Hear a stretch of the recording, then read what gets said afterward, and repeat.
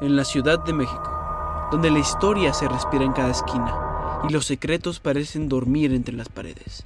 Ocurrió algo que aún hoy en día se podría describir tanto como asombroso y absurdo. En el corazón de la República, en un lugar donde miles de turistas paseaban ignorantes del valor que los objetos de su alrededor poseían, dos jóvenes decidieron desafiar todo sentido común. Los jóvenes no eran ladrones profesionales, no tenían armas ni entrenamiento, ni mucho menos buscaban fama. Y aún así, lograron lo que se creía imposible: infiltrarse en el museo más importante del país mientras la ciudad dormía y el espíritu navideño distraía a todos, y lograron llevarse más de 100 piezas prehispánicas de un valor incalculable. Pues mientras México celebraba la Navidad, el Museo Nacional de Antropología estaba pasando algo que nadie se imaginaba. Porque cuando la audacia se encuentra con la oportunidad, nacen los robos legendarios. Bienvenidos a El Archivo Gris. Mi nombre es Marco, y esta es la historia del robo del siglo mexicano. Ahora, nos encontramos en diciembre de 1985, en las tan esperadas vísperas navideñas. Tan solo unos meses atrás había ocurrido el terremoto que sacudió a toda la Ciudad de México. La ciudad todavía estaba cargada con las cicatrices visibles de los edificios dañados y con la memoria de aquel fatal desastre. Pero esa noche las calles estaban tranquilas. Las luces navideñas iluminaban los balcones y los faroles parpadeaban tímidamente. Mientras la mayoría de los habitantes se preparaba para cenar con su familia o descansar después de un año difícil, en ese momento, el Museo Nacional de Antropología no era solo un edificio. Era uno de los tesoros más grandes e importantes de México. Allí se resguardaban cientos de piezas de civilizaciones antiguas, desde los objetos del cenote sagrado de Chichén Itzá hasta las piedras y esculturas del templo de Palenque. Cada vitrina contenía siglos de historia, tradiciones y creencias que habían sobrevivido a imperios, invasiones y el imparable paso del tiempo. La importancia cultural de estas piezas era incalculable, y su valor histórico era un inmenso orgullo para toda la República. Ahora, en 1985 la seguridad del museo era básica, pero se le podría considerar suficiente para la época.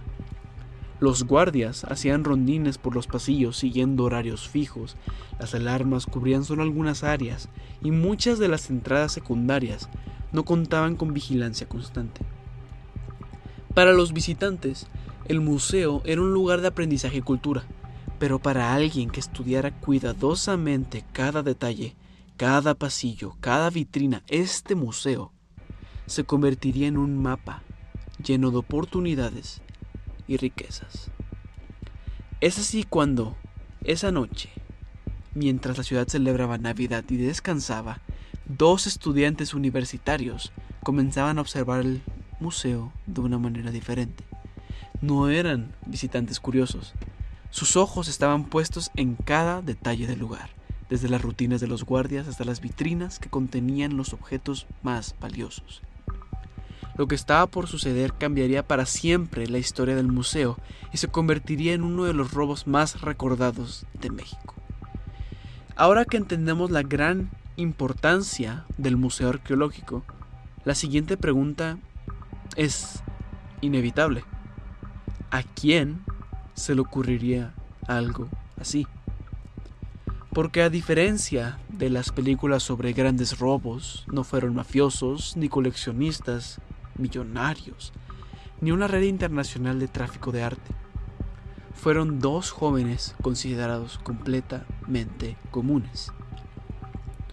Estos intrépidos jóvenes eran Carlos Perches Treviño y Ramón Sardina García.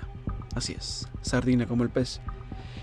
Ellos tenían poco más de 20 años, ambos estudiantes universitarios, y como miles de jóvenes de la Ciudad de México en los años 80, llevaban una vida que se le podría considerar ordinaria.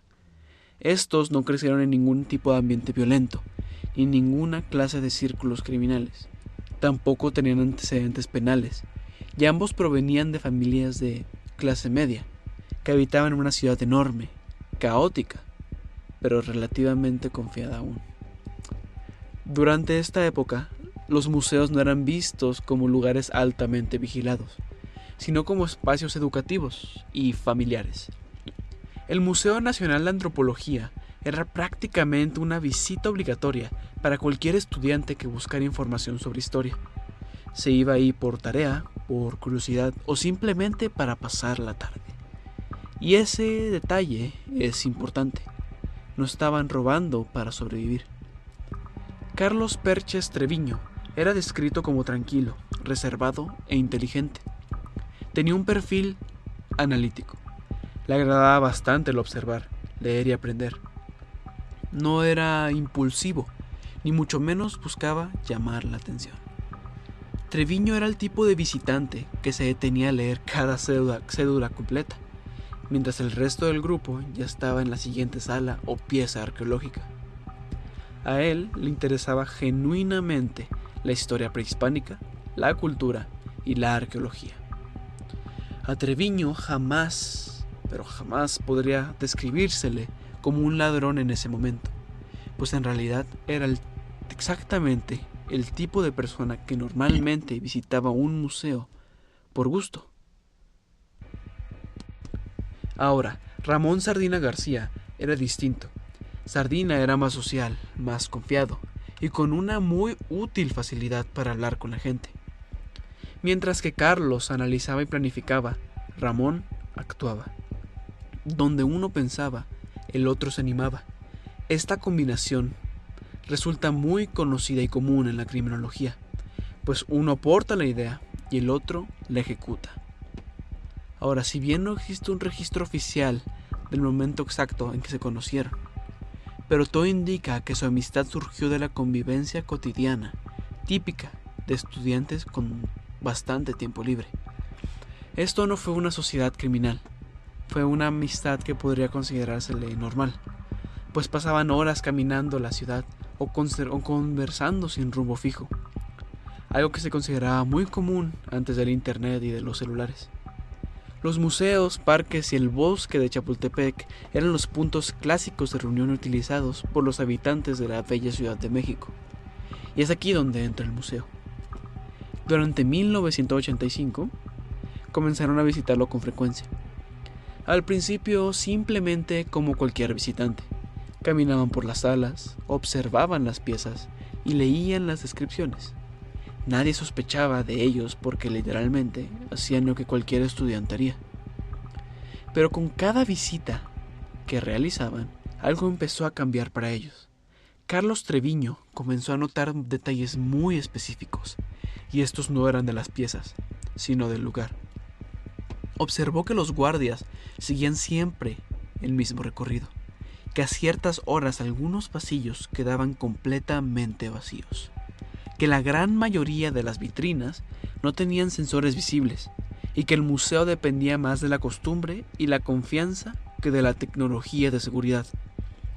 La cosa es que el cerebro humano funciona así.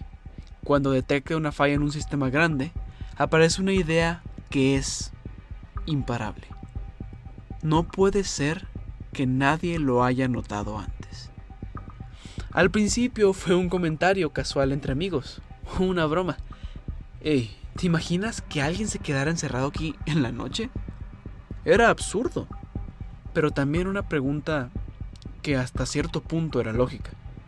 Pues el museo cerraba, los guardias revisaban superficialmente las salas y asumían que todos simplemente se habían ido.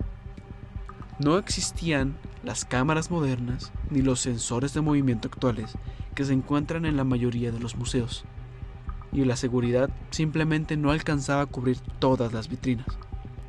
Fue entonces cuando apareció la segunda idea. Si alguien pudiera quedarse adentro, podría tocar las piezas, y si pudiera tocar las piezas, tal vez, y solo tal vez, podría llevárselas. Ninguno de los dos decidió hacerlo ese día, Primero lo normalizaron, pues al comienzo de las visitas no era más que un simple juego intelectual, pero después se convirtió en una hipótesis, después en una posibilidad y finalmente un plan.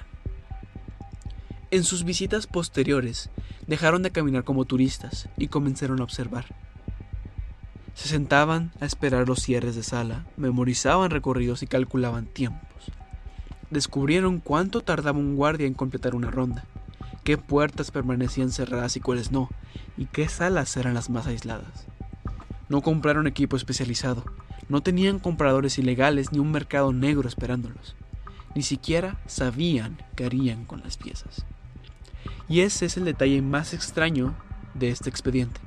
El robo no lo hicieron principalmente por dinero. Lo que los motivaba era otra cosa: curiosidad, desafío intelectual, un tipo de ego silencioso, la sensación de haber descubierto una debilidad en algo que todo un país consideraba intocable. Ahora el museo era un símbolo nacional, y es precisamente por eso se volvió irresistible para los jóvenes. Ellos no querían destruirlo, querían demostrar que podían vencerlo. Para Carlos era casi un problema lógico. Si el sistema tiene fallas, entonces puede ser burlado. Para Ramón era una aventura irrepetible, hacer algo que nadie había hecho jamás.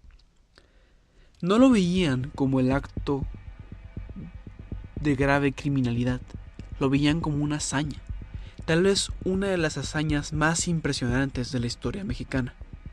A estas alturas ya no era una idea curiosa, era un plan que ambos estaban dispuestos a seguir como de lugar. Y algo muy importante: no planearon el robo sentados en una mesa dibujando mapas ni comprando herramientas sofisticadas como en las películas. Su planeación fue mucho más simple y absurda, y precisamente por eso funcionó. La preparación, como ya dije, ocurrió dentro del propio museo. Durante aproximadamente 6 meses regresaron una y otra vez al Museo Nacional de Antropología. Cada vez memorizaban y veían cada pasillo. Un día recorrían una sala completa sin ver piezas, solo observando puertas y ventanas, y otro día se sentaban durante largos periodos cerca de los pasillos para ver cuándo pasaba un guardia, ¿no? Descubrieron que los recorridos eran repetitivos, los vigilantes no patrullaban de forma aleatoria, seguían rutinas. Esta fue la primera grieta débil de la armadura del Museo de Antropología Mexicano. Notaron algo que era fundamental: el museo era enorme, demasiado grande para la cantidad de personal nocturno, pues había aproximadamente entre 4 y 6 vigilantes nocturnos para todo el edificio, el cual tiene más de 40,000 metros cuadrados y decenas de salas, lo cual evidentemente era un sistema de vigilancia bastante inseguro, porque eran muy pocos guardias para todo el terreno que se necesitaba cubrir. Para cuando el visitante salía del edificio, los guardias hacían un recorrido general relativamente rápido. Usualmente, los guardias revisaban visualmente las salas, pero no verificaban a fondo cada rincón como sus trabajos se los ordenaban, ya que de una manera muy poco inteligente, los guardias asumían que todos habían ido del museo. Y entonces comprendieron algo decisivo: no necesitaban entrar al museo, pues la entrada era absurdamente fácil. Lo único que necesitaban era salir. La idea principal no era forzar cerraduras ni escalar muros. El plan consistía en esconderse dentro del museo antes del cierre final. A partir de ese momento, cada visita se volvió un ensayo del robo. Treviño y Sardina buscaron lugares donde 2 personas pudieran permanecer sin ser vistas durante horas: baños, zonas de mantenimiento, rincones poco iluminados, hasta que finalmente identificaron un punto donde podían ocultarse después del anuncio de cierre. Ambos sabían que aproximadamente cuánto tardaba el último recorrido del guardia y cuánto tiempo pasaba hasta que el edificio quedara completamente en silencio. También calcularon la noche perfecta, y obviamente no eligieron cualquier lugar. sino que la fantabulosa Navidad. El museo seguía un horario de martes a domingo, en el cual abría de las 9 a.m. a las 6 p.m. aproximadamente. Ese gran 24 de diciembre, el museo cerraba temprano, aproximadamente a las 4 p.m. Y obviamente ese día había menos visitantes del usual, menos personal administrativo y era un ambiente más relajado. La atención de la ciudad estaba en otra parte: cenas familiares, celebraciones, iglesias, reuniones. Incluso el personal de seguridad se encontraba más confiado, pues era la noche en la que nadie esperaba un delito cultural gigantesco. Otra decisión importante que Treviño y Sardina tomarían es que no llevarían armas de fuego. No querían confrontar a nadie. El plan dependía de no encontrarse con absolutamente nadie que los confrontara. Para ellos no era un asalto, era una infiltración. Su herramienta más poderosa no sería la fuerza, sería el tiempo. Tampoco tenían un comprador ni ningún contacto con traficantes de arte. De hecho, este punto sorprendió a las autoridades años después. Cometieron el robo sin saber realmente qué harían después con las piezas. Como ya dije antes, primero querían demostrar que podían hacerlo, y el después para ellos era un problema del futuro. Con el tiempo la planeación se volvió mental. Memorizaban rutas completas dentro del museo, sabían qué salas estaban aisladas. Es decir, para ellos era un juego de niños. El objetivo no era llevarse lo más valioso económicamente, sino lo que podían mover sin hacer ruido. El museo confiaba en vitrinas, cerraduras simples y el respeto institucional, es decir, las medidas de seguridad menos confiables de todas. El museo no estaba diseñado pensando que alguien pasaría varias horas adentro del complejo durante toda la noche. Y esa fue la segunda gran grieta en la armadura del museo, porque el plan no consistía en un robo rápido, consistía en tener toda la noche para ellos solos. Mientras la ciudad celebraba, ellos trabajarían con calma, sin presión, sin persecución, sin alarmas inmediatas. En sus mentes no era un acto violento, era casi un experimento. Comprobar si la institución cultural más importante del país podía ser vulnerada por dos estudiantes sin experiencia criminal. Para cuando llegó diciembre de 1985 ya no estaban decidiendo si hacerlo, simplemente esperaban la fecha. Habían recorrido mentalmente el museo tantas veces que inclusive pudieron caminarlo con los ojos cerrados y un pie amarrado. Sabían dónde girar, cuánto mediría cada pasillo y cuánto tardaría un guardia en completar una ronda completa. El plan no era perfecto, pero sí peligrosamente simple, y ahí estaba la belleza del atraco. Y muchas veces los sistemas de seguridad no fallan por un gran error. Fallan porque nadie imagina que alguien se atrevería a intentar algo tan absurdo y cómico.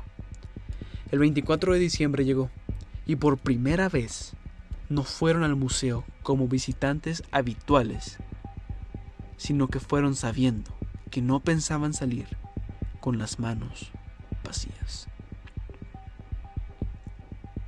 Una vez que entraron al museo, Treviño y Sardina se ocultaron en un pequeño espacio junto a los baños y a las áreas de mantenimiento, lugares donde ambos sabían que nadie pensaría en buscarlos.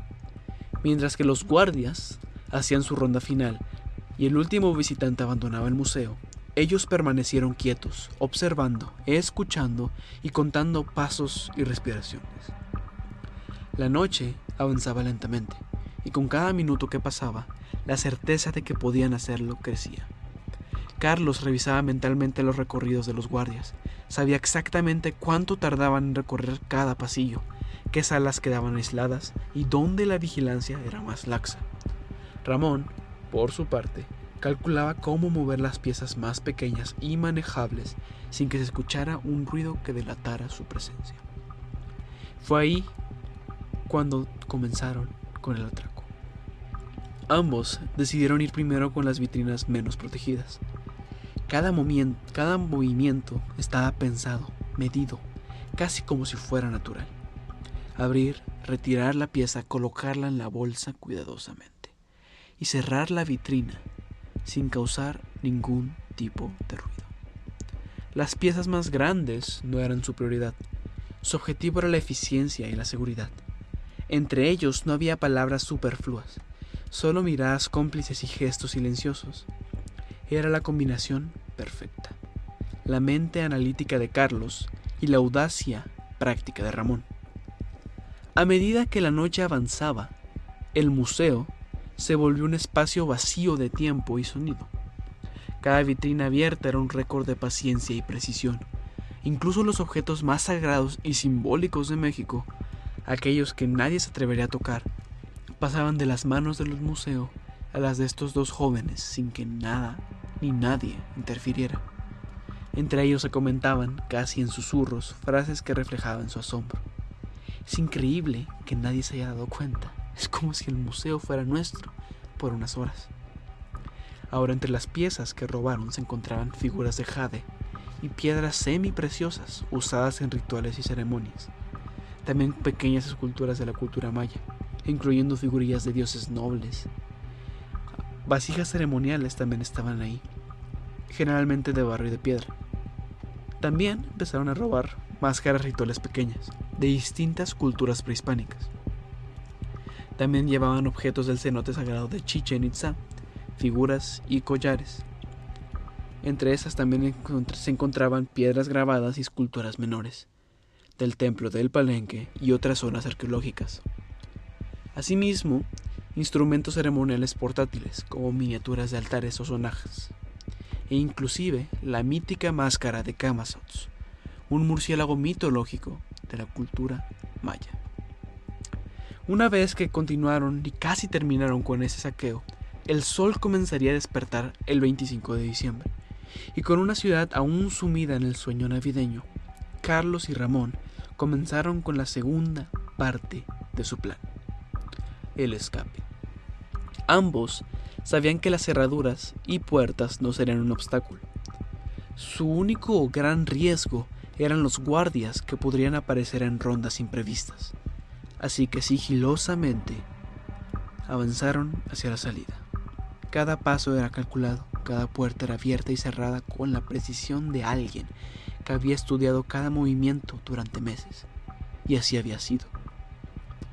Cuando finalmente llegaron a la puerta principal y la cruzaron, el amanecer los encontró en el exterior del museo con más de 100 piezas arqueológicas en su poder. No había sirenas, no había confrontación, no había cámaras grabando, solo la fría mañana de diciembre y dos jóvenes que habían conseguido lo que nadie creía posible. Pero su trabajo aún no terminaba. Debían trasladar y almacenar las piezas sin alertar ninguna alarma. No existía un comprador esperando ni un mercado negro listo para recibirlas. Así que lo que siguió fue un proceso igualmente meticuloso. Ocultar las piezas en bolsas, transportarlas cuidadosamente a lugares discretos y almacenarlas temporalmente en sus hogares. Cada objeto tenía un cuidado casi reverencial, ya que ellos sabían que estaban manipulando siglos de historia. Durante los días siguientes, se movieron con la normalidad de estudiantes que no habían hecho nada extraordinario. Nadie sospechaba de ellos. No había razón para hacerlo. Ambos seguían asistiendo a las clases, caminaban por la ciudad, hablaban con amigos.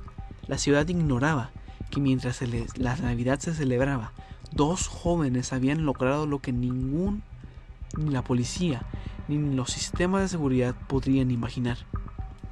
El robo del Museo Nacional de Antropología no fue un acto impulsivo ni violento.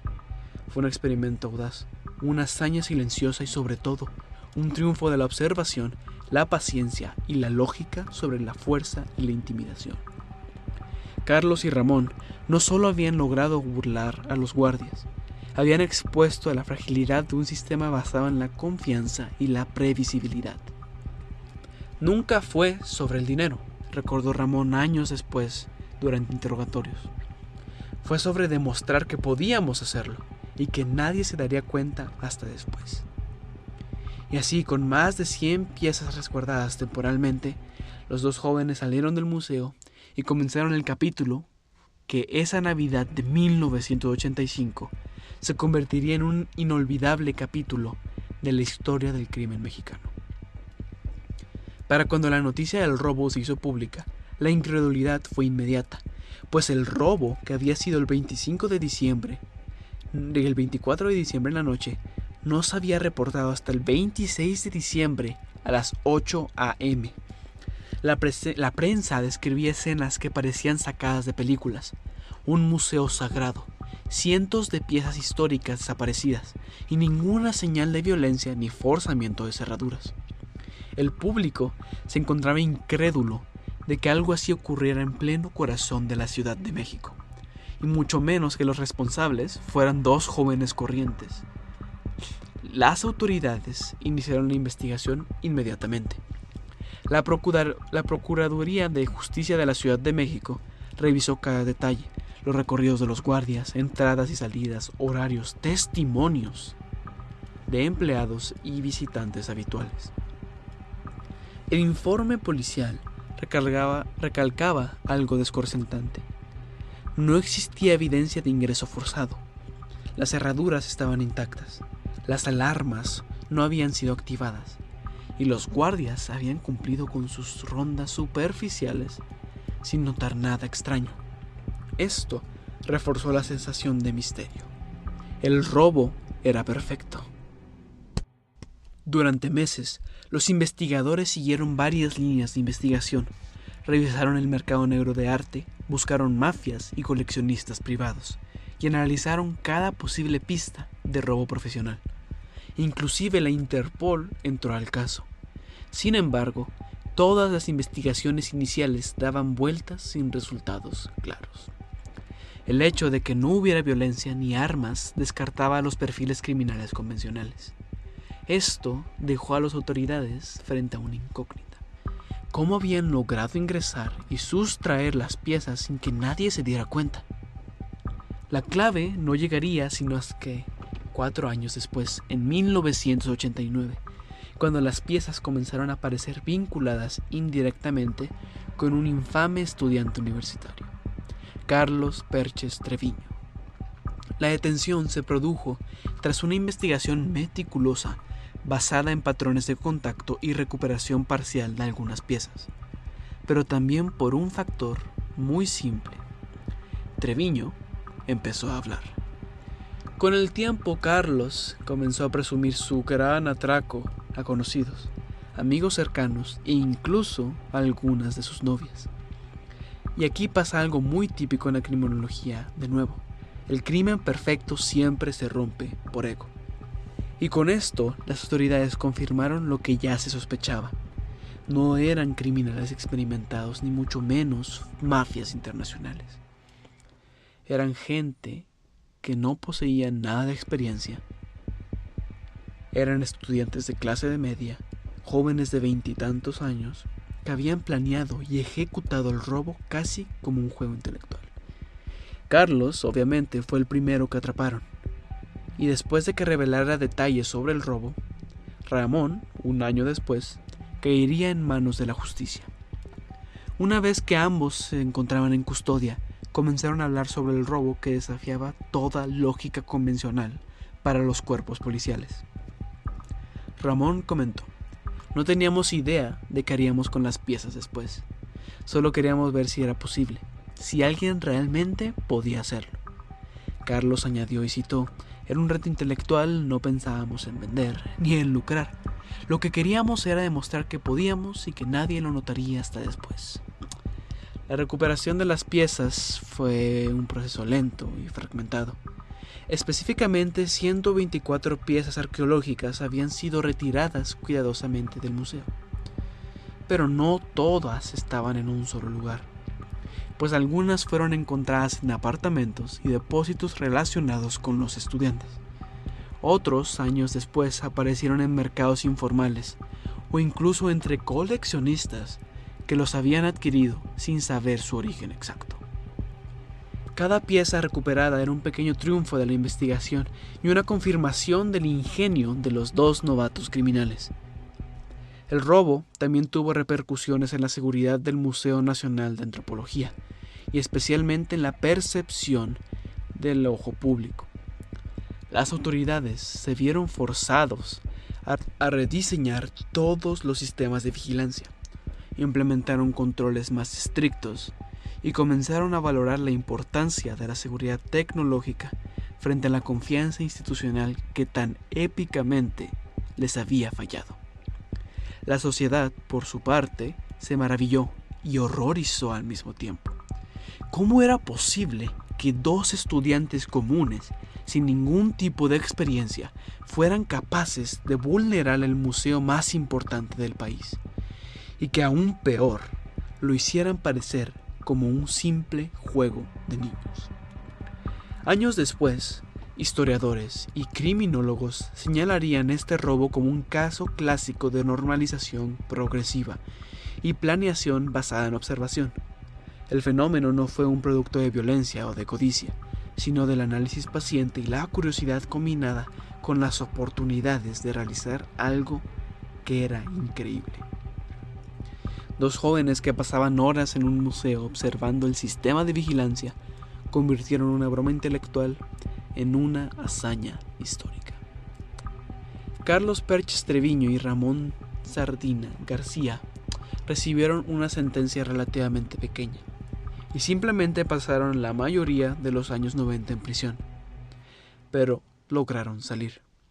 Y una vez que salieron de prisión, algo totalmente increíble pasó.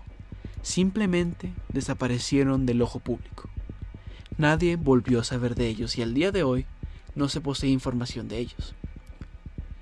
Hoy, el robo del Museo Nacional de Antropología sigue siendo recordado no solo por la audacia de los estudiantes, sino también por la forma en que expuso la fragilidad de los sistemas de seguridad de la época.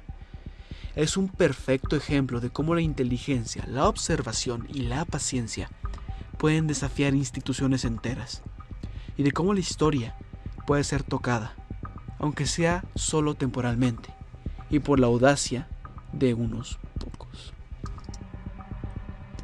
Carlos Perches Treviño y Ramón Sardina García no pasaron a la historia como genios criminales, tampoco como héroes rebeldes que derrotaron al sistema.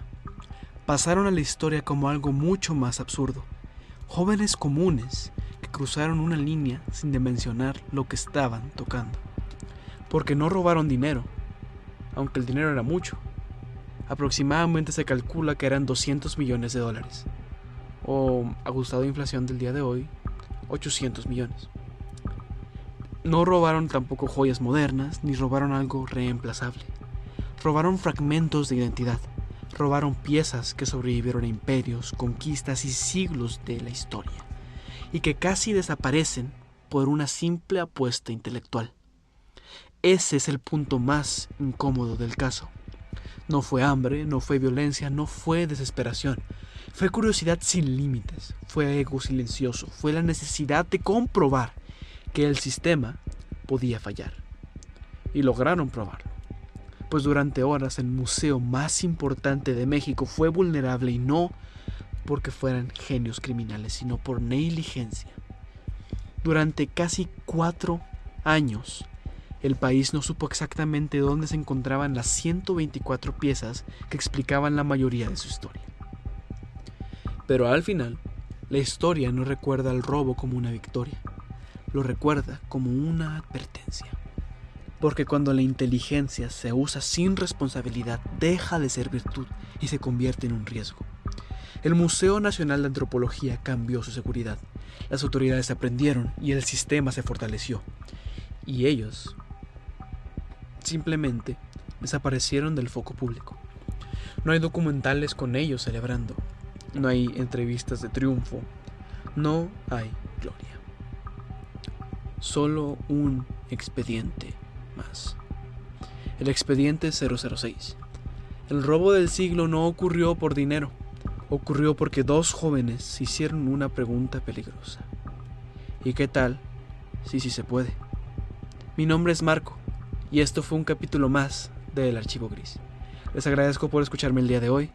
Espero que tengan un buen día, noche, tarde, lo que sea que esté pasando en su alrededor. Hasta luego.